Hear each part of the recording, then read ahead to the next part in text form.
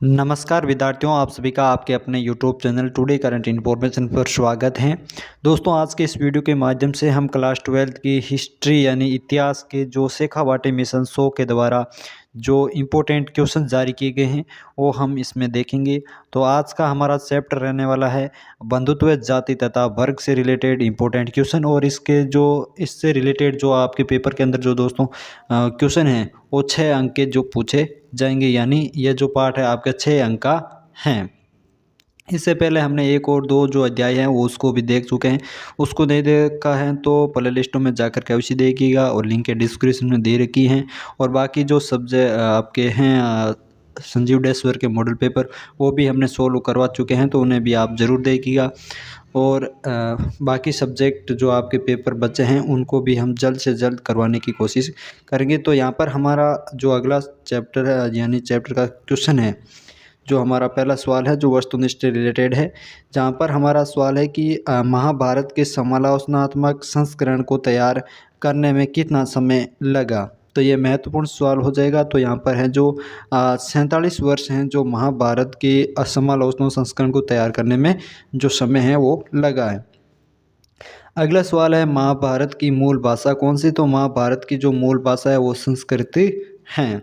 अगला सवाल है किस राजवंश में राजाओं के नाम से पूर्व माताओं यानी मातृ नाम लिखा जाता था, अथवा किन शासकों को उनकी मातृ नाम से जाना जाता था। तो सातवाहन, गुप्त, मौर्य और शक।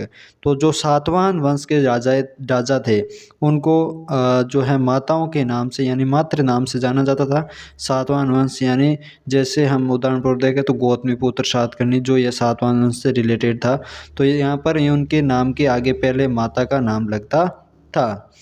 अगला सवाल है मनुस्मृति का संकलन किस भाषा में हुआ था। तो ये भी महत्वपूर्ण सवाल है, मनुस्मृति का संकलन। तो मनुस्मृति का जो संकलन है वो संस्कृत भाषा के अंदर हुआ था।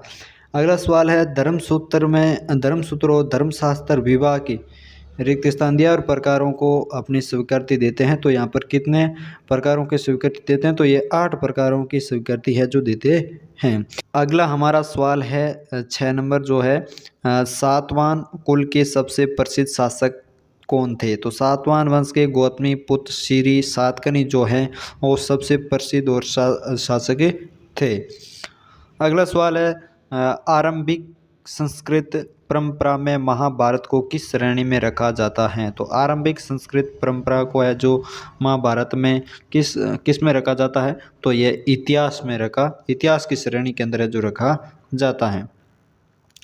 विशाल महाकाव्य महाभारत में वर्तमान में कितने श्लोक हैं। तो इसके अंदर 1 लाख श्लोक से अधिक श्लोक हैं जो इसमें हैं। किसमें? महाकाव्य, जो भारत का महाकाव्य है, विशाल सबसे बड़ा महाकाव्य जो महाभारत है वो, जिसमें 1 लाख से भी अधिक श्लोक हैं।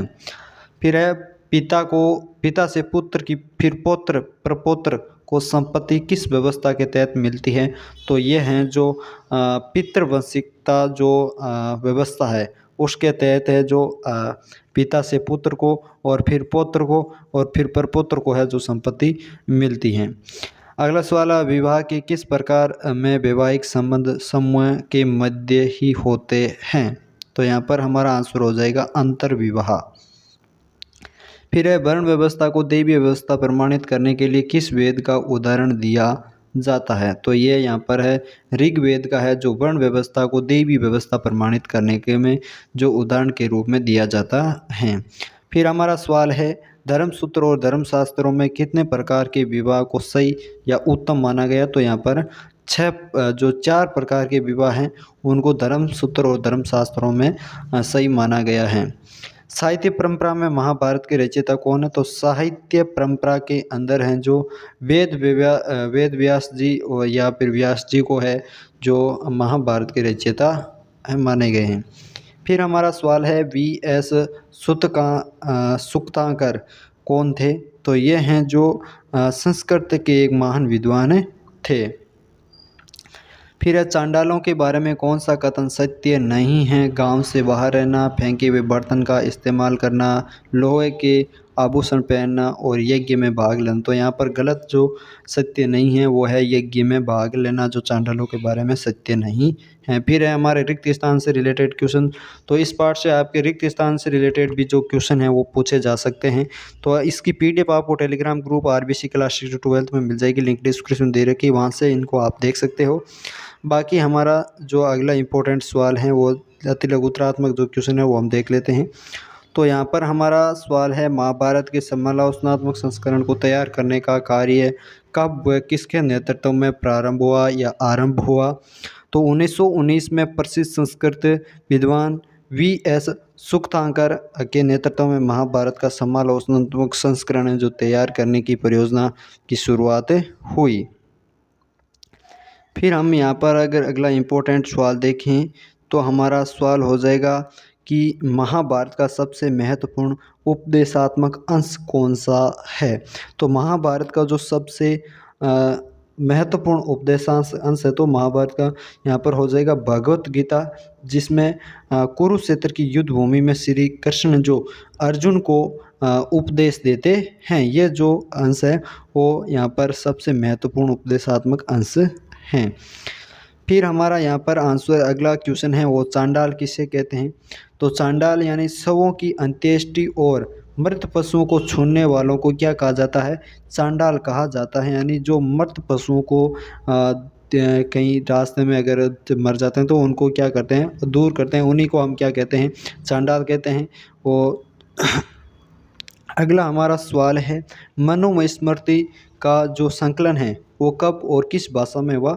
तो ये लगभग 200 ईसा पूर्व से लेकर के 200 ईस्वी के बीच में है, जो संस्कृत भाषा के अंदर इसका संकलन है जो हुआ है। फिर हम अगला सवाल देखें तो यहाँ पर हमारा हो जाएगा कि स्त्री धन को परिभाषित कीजिए। ये बहुत महत्वपूर्ण सवाल है, स्त्री धन। तो विवाह के समय जो मिले उपहारों पर स्त्रियों का जो स्वामित्व माना जाता है, इसे स्त्री धन की संज्ञा दी जाती है। इस यानी जो हम दहेज भी इसको मान सकते हैं। जो दहेज जो विवाह के उपरांत स्त्रियों को दिया जाता है उन्हीं को हम यहाँ पर क्या कहते हैं, स्त्री धन कहते हैं। फिर हमारा अगला सवाल है जो है, महाभारत का प्रथम पर्व या अध्याय कौन सा है? तो यह आदि पर्व है। फिर हमारा अगला इम्पोर्टेंट सवाल यहाँ पर देखें तो यहाँ पर हमारा सवाल हो जाएगा कि मंदसौर अभिलेख के अनुसार मंदसौर यानी मध्य प्रदेश आई रेशम बुनकरों की एक श्रेणी मूलतः कहाँ की निवासी थी? तो ये जो रेशम बुनकरों की एक श्रेणी है जो मूलतः लाट यानी गुजरात प्रदेश के निवासी थे और वहाँ से मंदसौर चले गए। मंदसौर को उस समय का दसपुर के नाम से जाना जाता था। फिर हमारा सवाल है, ब्राह्मणों द्वारा स्थापित देवीय व्यवस्था व वर्ण कौन कौन से थे? तो 4 वर्ण थे, ब्राह्मण, क्षत्रिय, वैश्य और शूद्र। ये जो 4 जो क्या थे, देवीय व्यवस्था के अंदर ब्राह्मणों के जो 4 वर्ण थे।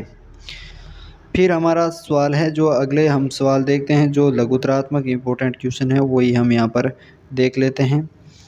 बहिर्विवाह पद्धति अंतर्विवाह पद्धति से किस प्रकार भिन्न है तथा अथवा बहिर्विवाह और अंतर्विवाह से आप क्या समझते हैं? ये भी काफ़ी महत्वपूर्ण सवाल है।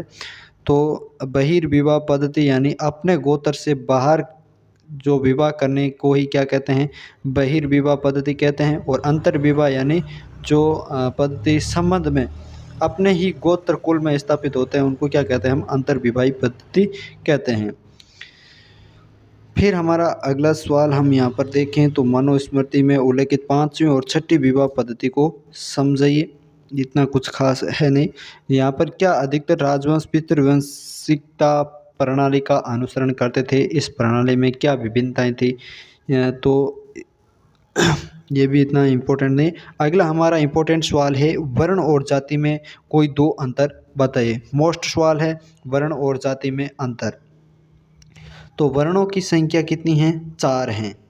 और जो जाति व्यवस्था है, वर्ण मात्र 4 थे परंतु जातियों की कोई निश्चित संख्या नहीं थी। जातियां अनेक हैं, तो हजारों लाखों के अंदर इसमें जातियां पाई जाती हैं। और जो वर्ण हैं वही 4 हैं। वर्ण कौन कौन से आप कमेंट में बताइएगा। फिर वर्ण व्यवस्था को क्या है, देवी व्यवस्था माना गया है, बल्कि जो जाति व्यवस्था है जो उसको जन्म पर आधारित व्यवस्था थी। ये तो जाति है वो जन्म के आधारित पर मानी जाती है, जबकि जो वर्ण व्यवस्था है वो व्यक्ति के कर्म पर आधारित है, यानी व्यक्ति जैसा कर्म करता है उसी के अनुसार उसकी जो वर्ण व्यवस्था है। तो इससे रिलेटेड आपके जो क्वेश्चन है आंसर है वो यानी निबंधात्मक और जो लघुत्तरात्मक क्वेश्चन है वो नहीं पूछे जाएंगे। इसमें केवल आपके वस्तुनिष्ठ, रिक्त स्थान और अति लघुत्तरात्मक इस पार्ट से रिलेटेड जो क्वेश्चन है वो आपसे पूछे जाएंगे। तो ये था हमारा जो पार्ट 3 बंधुत्व वाला। तो कैसा लगा वीडियो कमेंट करके ज़रूर बताइएगा, और इस वीडियो को अपने दोस्तों के साथ शेयर भी ज़रूर करिएगा, और चैनल को सब्सक्राइब नहीं किया तो सब्सक्राइब ज़रूर करिएगा। तो मिलते हैं ऐसे ही नई महत्वपूर्ण प्रश्नों के साथ, तब तक के लिए धन्यवाद। जय हिंद, जय भारत।